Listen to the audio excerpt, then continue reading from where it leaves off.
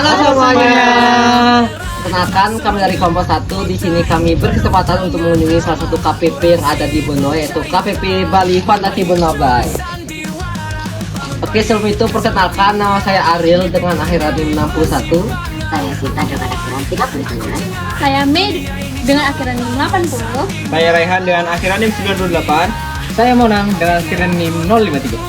Oke, mau tahu apa aja sih jenis-jenis penyu yang ada di KPP ini? So, ayo ikutin kita. Let's go. Semua. Nah, perkenalkan kami dari kelompok 1. Di sini kami berkesempatan untuk mengunjungi KPP Bali Fantasi Benoa Bay yang ada di Benua Nusa Dua. Nah, sebelum teman-teman melihat apa aja sih jenis-jenis penyu yang ada di Bali Fantasi Benoa Bay ini, jadi teman-teman perlu mengetahui bagaimana sejarah berdirinya dari Bali Fantasi Benoa Bay ini.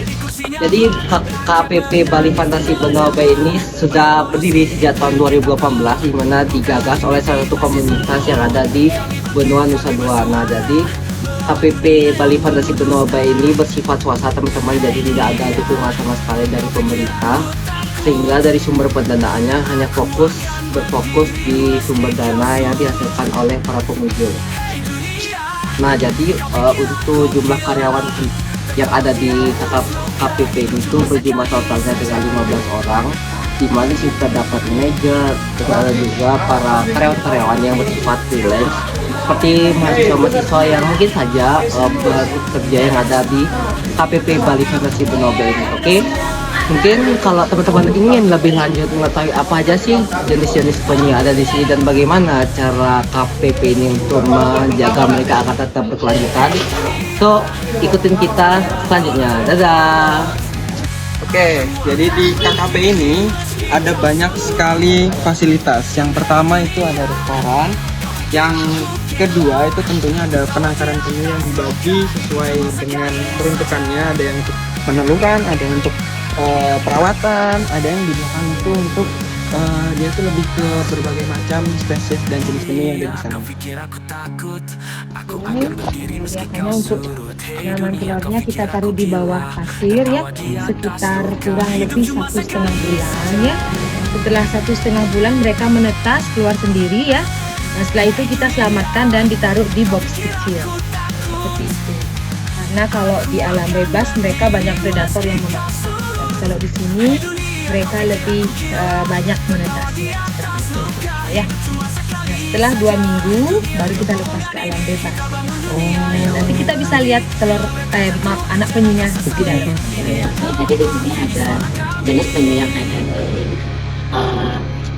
KPP Fantasi. Ada penyu lekang, ada penyu hijau, dan juga ada penyu sisik.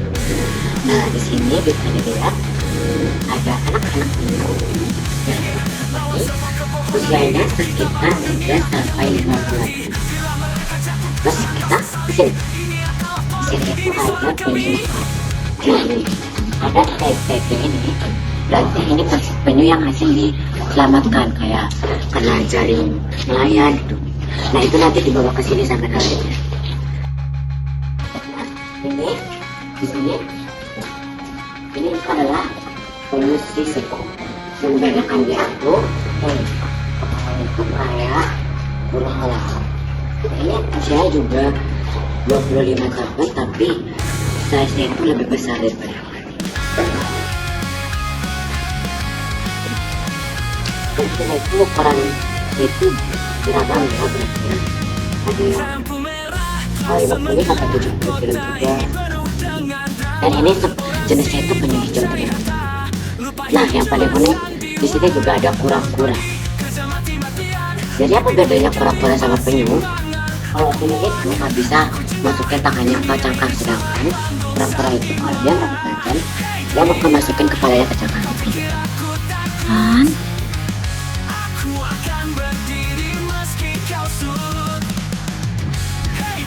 Halo teman-teman semuanya, di sini saya akan sedikit menjelaskan tentang ada di sini penyu hijau. Nah, kenapa dibilang penyu hijau? Karena makanannya itu merupakan rumput laut, sehingga daging penyu hijau itu berwarna hijau.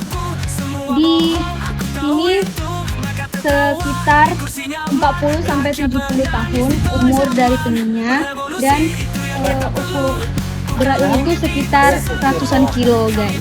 Nah, ada salah satu panggilan unik untuk mereka yaitu dengan bertepuk tangan supaya mereka akan mendapat seperti itu.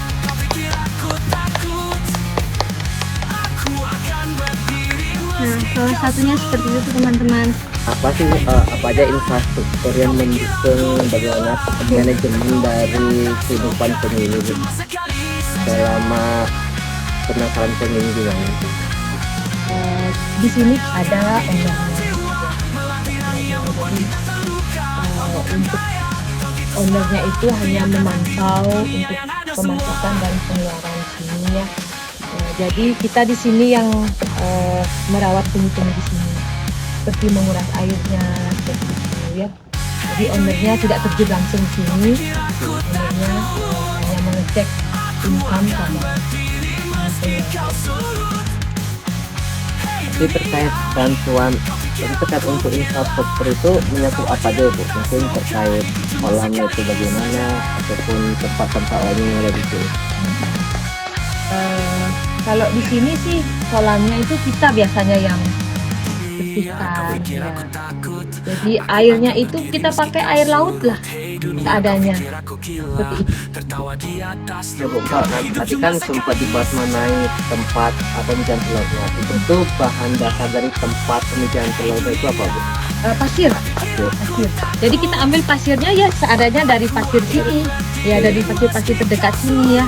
Jadi pas kita nanam telurnya itu dibuka lah pasirnya, dibuatkan lubang seperti setengah meter lah, setengah meter. Jadi biasanya kalau telurnya sekitar 200 bisa nampung 200 telur di dalam lubang yang satu. Bu, terkait tadi kan Ibu bilangnya ini bersifat swasta terkait penangkaran penyu. Berarti selain dari pihak pengunjung itu sumber pendanaan lainnya itu ada dari hal lain nggak Bu? Selain dari pengunjung? Tidak ada. Semua dari pengunjung. Oke, karena tadi bicara mengenai pengunjung, untuk wisatawan tuh dominan dari wisatawan asing atau lokal Ibu? Asing, banyakan dari Australia sekarang karena kebetulan di bulan ini Australia mereka ada liburan sekolah di bulan ini. Jadi bulan ini dari dari Juni Juli kita padat Australia. Bulan ini ya. Oke, sekian aja dari kelompok 1. Terima kasih.